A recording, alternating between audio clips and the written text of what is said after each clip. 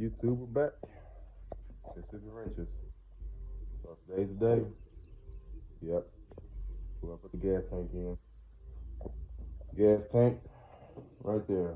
So now y'all finally get the chance to see me do a little bit mechanical instead of paint wise. So we'll go ahead and get started, get the camera set up, and let's get wrenching.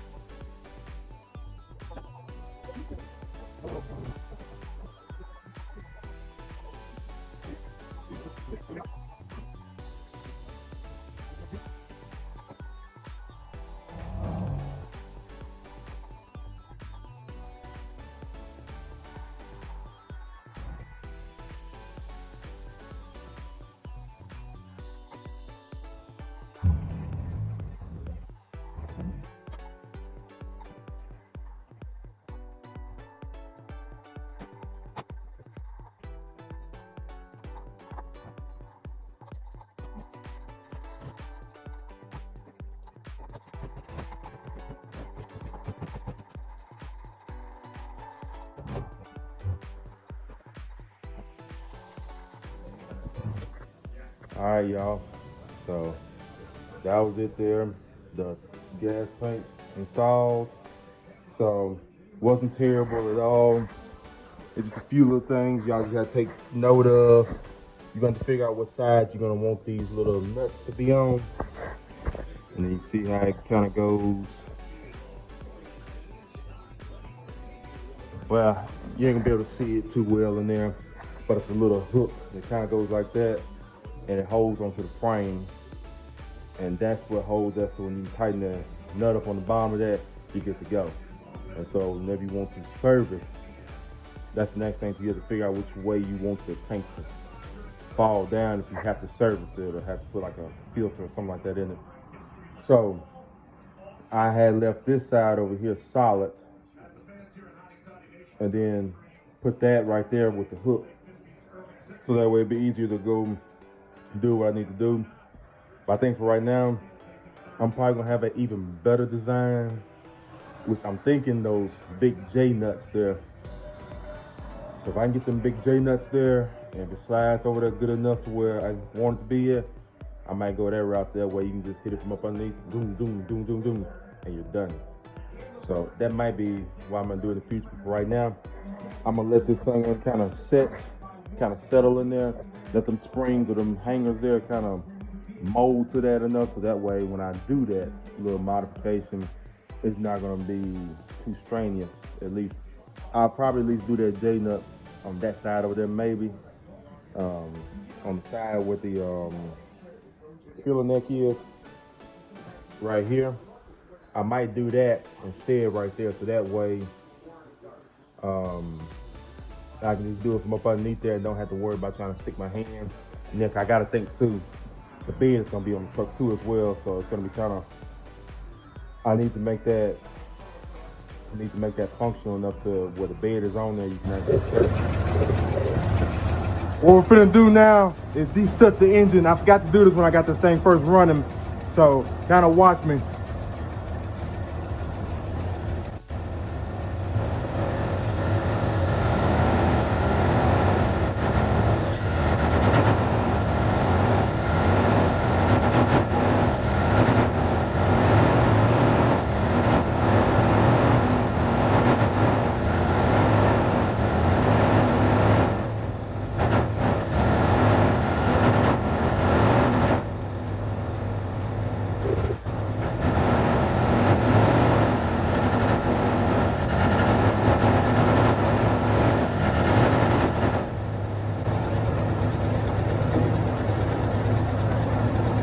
sound pretty decent.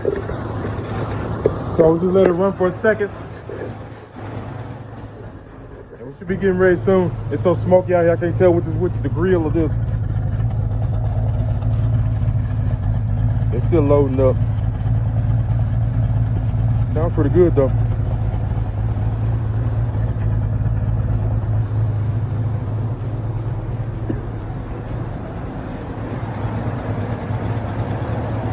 Oh yeah.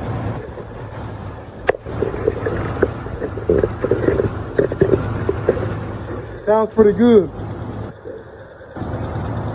We'll just let it do its thing in there, kind of clean the valves. Then we'll shut it off. Then we'll get started with the 2-barrel conversion. All right, YouTube, so we're back now. So the second segment of this is going to be, we're going to do the 2-barrel carb swap. So I already got it running. You saw me do a little engine degunking. I guess it did pretty good there. So we'll go ahead and get started next to 2-barrel carburetor install conversion. This truck came out originally with a 1-barrel. So we're going to put 2 barrels with that spacer. And my theory is with this spacer here, I can actually show you real quick. This spacer here, it's got a little funneling motion right there. So I'm thinking it's going to actually run even better with that spacer there, because when you get the air, it's swooshing down. So it's like got a little velocity or whatever you want to call it there. It's going to be swooshing down. The air's going to be a little bit faster, a little bit smoother. So I think it's going to actually run a lot better with this here. But then when I get this on here, I can actually kind of tinker around a little more with the timing, because we're having a hard time cranking the thing up when it warms up, so we gotta figure that out there. But I think once we get a decent carburetor on there that's gonna actually work with me and not against me, we can actually just fine tune this thing even more and more and more, so it'll be more reliable. Right now we got the disc brakes on there, so you saw that already. But with that being said, let's get started with the install.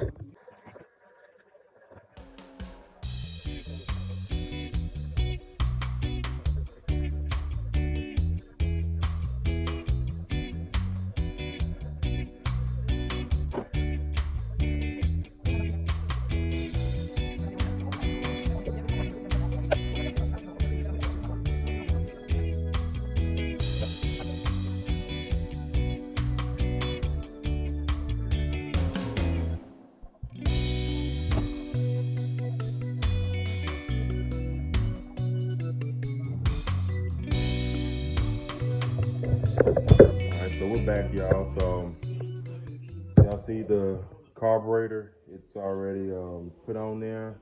It's not bolted up there. We just kind of just mocking it up, just seeing what it looked like. I'll give y'all a little visual there. So yeah, so we found the first 2 mistakes, or 2 things we're gonna have to do to make this thing work. One little air filter, which that's not important right now, but we're gonna modify this air filter. We're gonna cut that little piece off right there to where it sits flush. Otherwise, I'll show you what I'm talking about. So it will sit like that there, but you see what I'm talking about? It's just too narrow.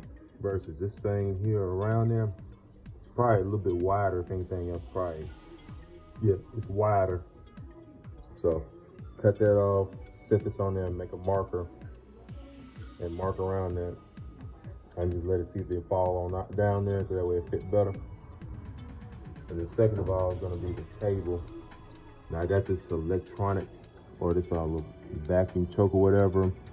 I'm not sure if I want to keep that or not, because I really would like to keep the fuel line here up at the front, and I would love to keep these little needles right here at the front, where I can access them and I can actually tune the carb a lot easier than going back there to back tuning and stuff there.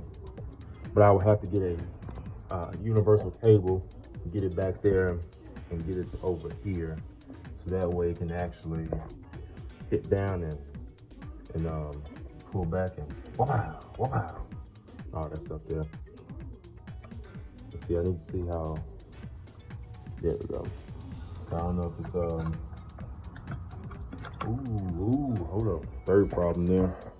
I felt something there for a second. I don't know if them blades is gonna open up all the way up into there. I think them blades is hidden the little thing right there, so I might have to boil that thing out even more. So I'm gonna head to town, get the universal cable, what I need, and try to get on back here and see if we get this thing on there. But you see what I'm talking about, the design concept of it is, I'm gonna set that up for right now. The design concept, no, I don't trust that. I'm gonna put that right there. You see the design concept of what I'm talking about. It's wide there, yes, and then it'll accelerate the air down in there, and it should be just even better than it was before. But that's what I'm afraid of, them things is hitting this right here. And so I'm gonna go ahead and try to see if we can, I'm gonna see what's hitting it, and whatever's hitting it, we'll modify this here, shave down what we need to shave down, and it should be good. So till then, I'll turn y'all back on when I get ready to start putting cables and all that stuff on. So we're thinking this is probably where we're gonna put this thing in here. So we got the little booster hose. It's gonna go right here. It's gonna go back up to here. We'll have to modify the gas line to somehow reach around there. I don't know if it's gonna either reach, go back through there, back around and like that, cleanly, like that. Or we're just gonna go right here instead. I have to kind of play around with that a little bit. At least I'm gonna leave this on here, the choke. And so I won't have to have the cable here. We'll see how it does. If it don't do what I need to do, then we'll go on from there. And I have to keep on figuring out what I'm gonna do. At least I got the little needles here. I can adjust the needles where I want them to be at. I can cap these off here. We'll just have to figure out with those vacuum lines what they would go to, because we got a vacuum source here at least. We got a vacuum source here, and then the vacuum source right here will be good for that booster right there. And like I said, the gas, the cable, we're gonna have to probably figure out something back there. But this is the cable right here what we're gonna use.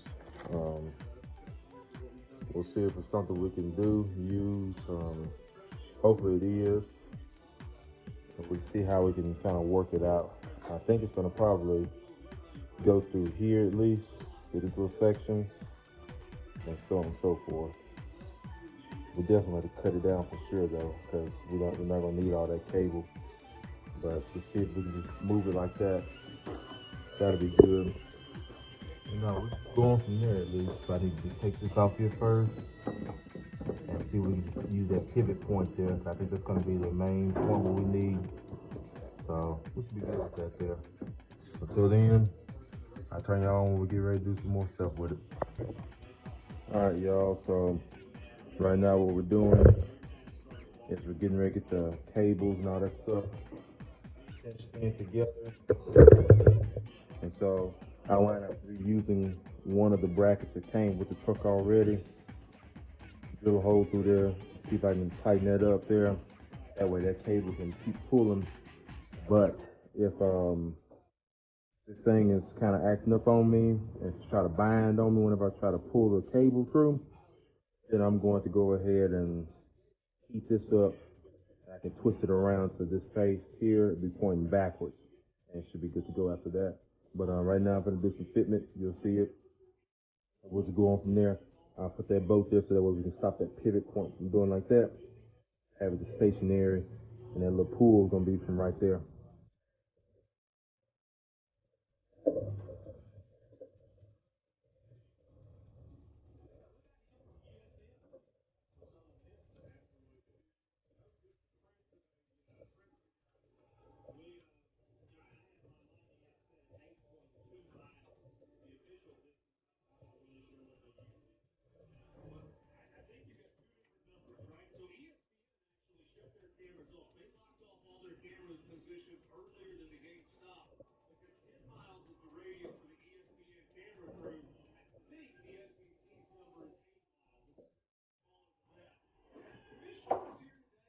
I'll show you what I'm talking about. That's what I was worried about right there. So instead, you can see it's just got that little turn like that. So it's all right. So what I can do is I can turn this thing right here, heat it, beat it, and turn it around, and should be good to go after that. And I should have plenty of room, and should be no resistance at all whenever I pull that. And then just stay flexible right here. But main thing, I need that section to be strong and straight. And then we go on from there. Then I turn, I'll get a little bolt and go through there. Another bolt that's long enough to go in there to tighten it up so it stops this little motion right here, because we don't need that anymore. So that way that'd be a strong mount. So Mississippi wrenches, we're recycling around here. Now you know. Worst case scenario, if that thing is kind of getting in the way, I just cut this little bottom piece off right here to this section and turn it around. And that would have successfully made me a bracket for this truck. So it's coming along pretty decent.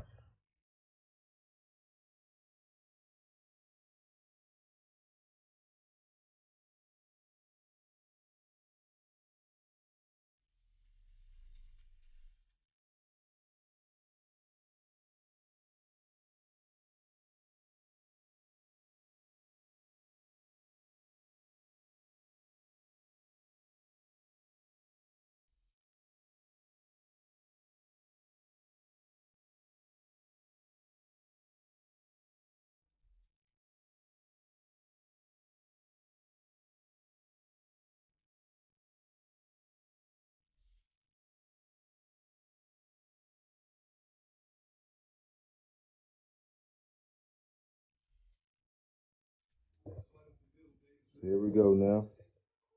Pretty good. All I gotta do is go get me a boat, and it should be good to go right here. YouTube, it's late again, so now we're finna go ahead and get ready to fire up the first new setup of this truck here. We got the 2-barrel Carb on the 1-barrel manifold there. So I'm finna just show y'all a few little details what we got here. So the first things first, we done filled up, we done put the tank in. Of course, that's the main detail with this here.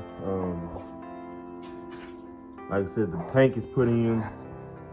Then we done ran the hose all the way from the front to back here, so that's beautiful. All I need to do is just worry about just hooking up the gauge on the inside to make it work, so that way I can see how much gas I got in there. So that's good right there. We got it ran up through there, and I know I forgot something. I need to get the rest of those little clamps. See, I want to get the rest of them clamps. See how I got my brake lines right here, so they tucked up to the frame. I like that look, so I got the same for the gas lines. I want them tucked up to the frame as close as possible. I don't want them just flopping all over the place. I don't think that'll be OSHA or what do you call it? Texas Cruise. And so anyway, I got it ran up here. Real good clamps. And so I wind up using that original line that I had right here. The original line, what I bent up the first time for the 1-barrel conversion. And so I wound up using that. Then I found the part number. You probably saw it earlier in the video. I wound up just cutting that off and trying to flare this out as much as possible. And tighten it up there, and tighten it up there. Right now, this setup for right now is just to temporary. So we're just gonna fire it up and just see what we got at least. Just see what vacuum hose need to be plugged up. And I got the little caps here and there and all that stuff. Actually, I'll tell you what I'm gonna do. I'm gonna go ahead and plug those up there with them caps, and we'll just see what we got. But the future plan is to have a filter. Like I said, of course, we're gonna cut that out because that looks riggedy, raggedy, and all that stuff. But we're gonna have a filter right in this area here. So that way, one, you can tell that you're getting gas to the carburetor up here, and two, it just, even though it is a filter in here, it's just better to have as many filters as possible. Now, I'm probably gonna actually put another filter. I'm probably gonna put another filter somewhere in that line there. It's gonna have to be before it gets to the fuel pump. But like I said, just have multiple fuel filters. That way we know no trash, no nothing is gonna get in there and get in all those little seats and cause a running issue, because we want this truck here to last a long time. Even though it's an old truck, we're gonna bring a little newness about it. So I'm gonna go ahead and get the plugs over there to try to plug some holes off here. We're gonna just try to crank until we get some gas up here, and boom, boom, boom, boom, boom, boom, hopefully. So till then, let me go get some caps, and I'm gonna turn y'all back on when we get ready. Well, I'm gonna try to crank it and prime it, and then hopefully after priming it, it will, what's up, magic. So let me, I'll turn y'all on just a second. Oh, nuts. Okay.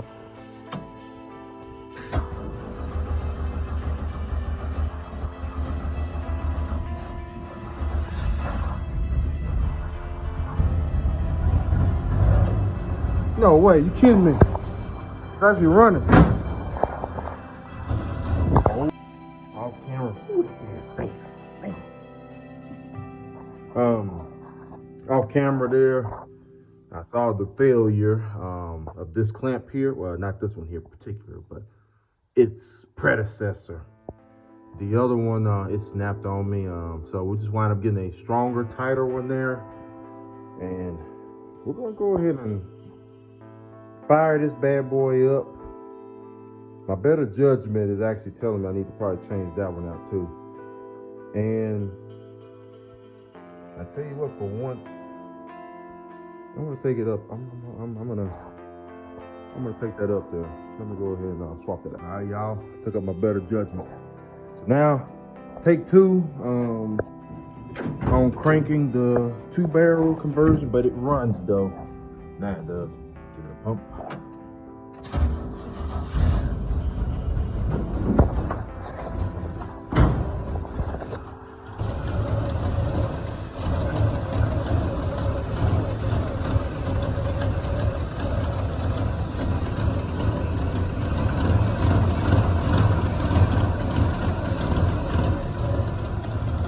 Not bad, but we're gonna do some work with it. See, look at all that black smoke just coming out. We're gonna have to do some more work with that. And I see I'm having another leak next. That's all right though. We'll get it all of this in. But just to tighten it up a little more, and it should be good to go. Should be good to go. I'm gonna have to definitely do some tuning up though. At least I see now. I think I may have to do. It might be like a vacuum or something like that here, but it runs though. I tried to give it a little gas, it'll catch up, but it didn't catch up. But it's all right though. Give it a little time. I have it purring like a kitten, just waiting on this nice bowl of milk. Alrighty, y'all. So. Bad news, with the 2-barrel carb conversion on the 66, just never could get it done right, and it was just too many adapters and too many gaskets, and it's just a big old air leak, so I never could get the thing idle. So what we're gonna have to do is, and I hate to backtrack, we gotta put the 1-barrel back on. So I might actually rebuild the 1-barrel. So here's the little kit right here. Not too bad. Everything should be in here. I see the little plungers and little springs and all that stuff, the little rulers so that way I can set my float. So we'll rebuild it and see what it does. Like I said, I might have got too over ambitious with that anyway, because to do a performance carburetor, anything like that, you're going to have to do the intake because it's going to be a restriction no matter what anyway. So we'll go back with the 1-barrel, just make it look classic and so on and so forth. I hate to do that, but other forces are telling me. So the fact that the other forces telling me is it just ain't working. So we're going to go back to what was working. I do have to upgrade the distributor though, so that should help out. And then I got the timing set in a lot better too. Hopefully the advance, I had the advance and all that stuff set a lot better too. So that should help it out though. But other than that though, this video here, we might have to just say a continuation of this one here. So I will start the other video of this here with the carburetor rebuild. Then we'll put it on the truck and get it running and just get it fine-tuned. That might be just a video segment of itself, that's just me fine-tuning it there. So till then, just stay busy and be on the lookout for part 2 of this video here, cause it just is what it is. So till then, stay busy and stay tuned. I'll have another video next week.